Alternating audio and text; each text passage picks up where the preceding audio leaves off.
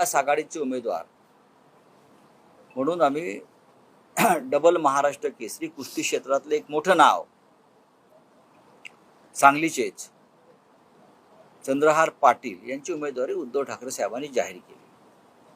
जेव्हा शिवसेनेचे पक्षप्रमुख सांगलीत येऊन किंवा एखाद्या भागात जाऊन उमेदवाराची घोषणा करतात तेव्हा ही घोषणा का हवेत नसते ना, कुठेतरी चर्चा झालेल्या आहेत, कुठेतरी देवाणघेवाण झालेली आहे। त्याशिवाय उद्धव ठाकरे यांच्यासारखा नेता उमेदवारी घोषित करू शकतो का? आणि या चर्चा वरिष्ठ स्तरावर होतात।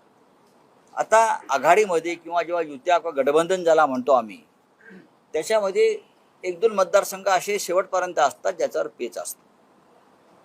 महाराष्ट्रात शिवसेना भाजपची युती असताना सुद्धा एखाद दुसऱ्या जागेवर शेवटपर्यंत पेच हा पडलेला असायचा, मग तो आम्ही त्यातून मार्ग काढायचो। या वेळेला सांगलीचा पेच आहे, भिवंडीचा। आता भिवंडीमध्ये राष्ट्रवादी काँग्रेस पक्ष शरद पवार साहेबांचा आणि काँग्रेस ह्याच्यामध्ये थोडंसं अजूनही संघर्ष सुरू आहे, पण आम्ही शिवसेनेने स्पष्ट भूमिका मांडली आहे त्या संघर्षात की भिवंडीची जागा जिंकण्याची क्षमता ही शरद पवार यांच्या पक्षाकडे आहे, त्यांचा उमेदवार तगडा आहे। आणि सांगलीमध्ये म्हणाल तर गेल्या 2 निवडणुकांमध्ये तिथे काँग्रेसचा विजय झाला नाही किंवा काँग्रेस जिंकणार नाही। लोकांनी काँग्रेसचा पराभव केला। नक्कीच तो काँग्रेसचा परंपरागत भाग आहे।